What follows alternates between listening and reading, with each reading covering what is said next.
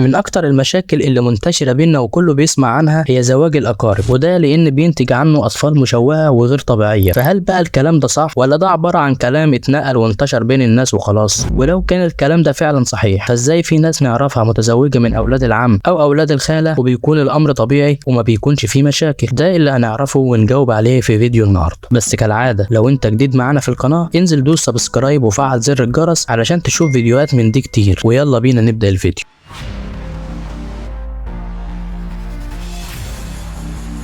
في سنة 1516 ميلاديا تأسست عائلة في اسبانيا اسمها هابسبرغ الملكية، وكان وقتها احد السلالات اللي كان ليها السيادة والقوة في اوروبا، واستمر حكمها 184 سنة يعني قرنين من الزمن. وعلشان بقى يقدروا يحافظوا على قوتهم كانوا شايفين ان لازم يحافظوا على السلالة الخاصة بيهم عن طريق انهم مش هيتجوزوا من اي مخلوق بره العيلة بتاعتهم، وده بالفعل اللي عمله الملك فيليب الاول. واستمر جواز الاقارب في العيلة دي لحد سنة 1661 ميلادية، ودي السنة اللي اتولد فيها آخر وأشهر ملوك هابسبرغ الملك تشارلز الثاني، واللي كان سبب في انقراض العيلة دي لأنه كان بيعاني من إعاقات كتيرة، كان أبرزها هو عدم قدرته على الكلام لحد ما بقى عنده 4 سنين، ده بالإضافة كمان لعدم قدرته على المشي لحد ما بقى عنده 8 سنين، وكمان كان الفك عنده مشوه، وعلشان هو كان آخر ملوك السلالة دي كان ده سبب في انقراض العيلة بعد ما مات. واكتشف الأطباء بعدها إن قلبه كان حجمه صغير جدا، وكانت الرئتين عنده متآكلة وراسه كانت مليانه ميه، وده بالاضافه لمشاكل في الامعاء وعدم انتظام هرمونات الغدد النخاميه وبعض الامراض التانية، وكل ده معناه ان تشارلز الاكبر في حاله من الدمار التام.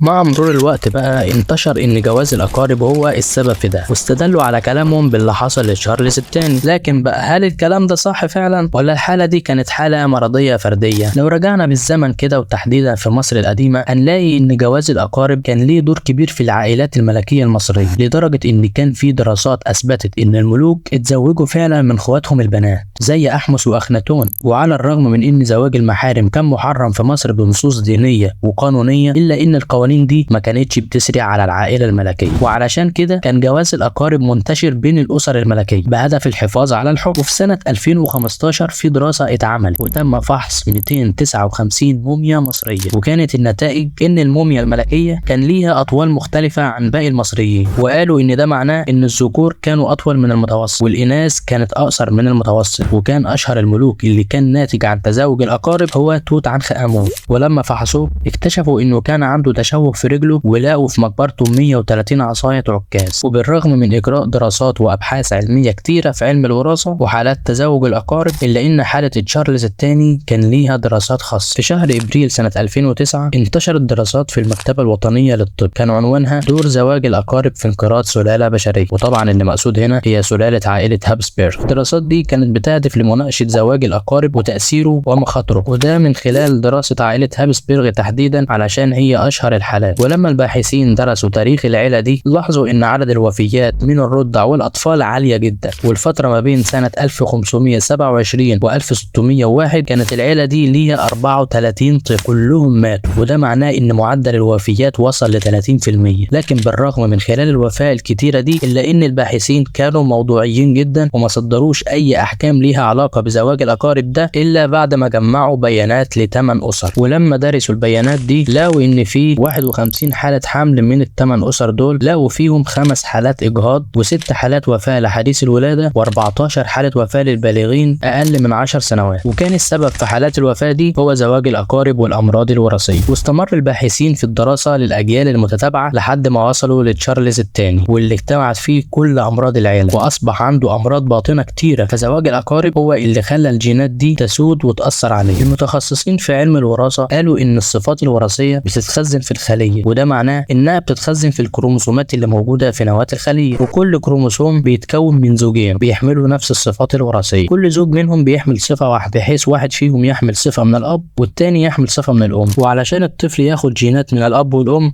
لازم يكون الصفة دي هي الصفة السائدة، زي العيون البنية على سبيل المثال، فكده معناه ان الطفل هيبقى عيونه بنية. ولو الاب مثلا عينه زرقاء ودي صفة متنحية والام عيونها بني، فهيبدأ يحصل صراع بين الجينات اللي غالبا بتنتهي بفوز الصفة السائدة وبيكون الطفل عينه بني. وكل الكلام ده حاجة عادية وكلنا عارفينها، لكن المشكلة ان في حالة ان الاب والام بيحملوا نفس الصفة المتنحية، هنا بقى الابن ما بيكونش قدامه غير نفس الصفة المتنحية دي. وهو ده بالظبط اللي بيحصل في حالات الامراض الجينية الناتجة عن زواج الاقارب. وفي حالة ان في 2 اقارب فيهم نفس الجين المتنحي الحامل للمرض الجيني، فالطفل غالبا بيكون عنده نفس المرض. علشان كده نظريا وعلميا وبالدراسات، زواج الاقارب ممكن ينتج عنه اجنة مشوهة لا قدر الله.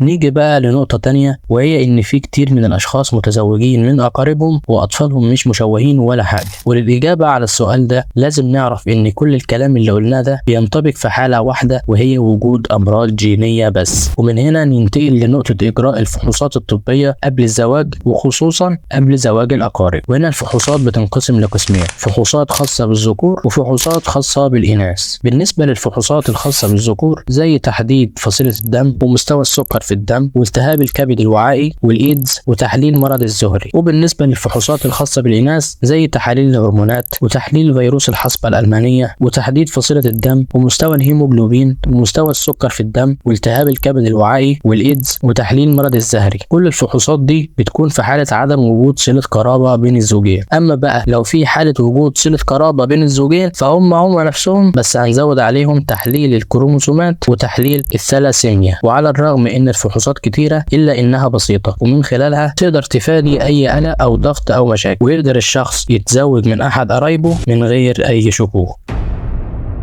وكده يكون انتهى فيديو النهارده. لو عجبك الفيديو ما تبخلش علينا باللايك والاشتراك في القناة وفعل زر الجرس علشان أول ما ننزل فيديو يجيلك إشعار تخش تسمعه على طول. وشكرا للمشاهدة عزيزي المستمع، أشوفك في حلقة تانية وسؤال تاني بإذن الله. السلام عليكم.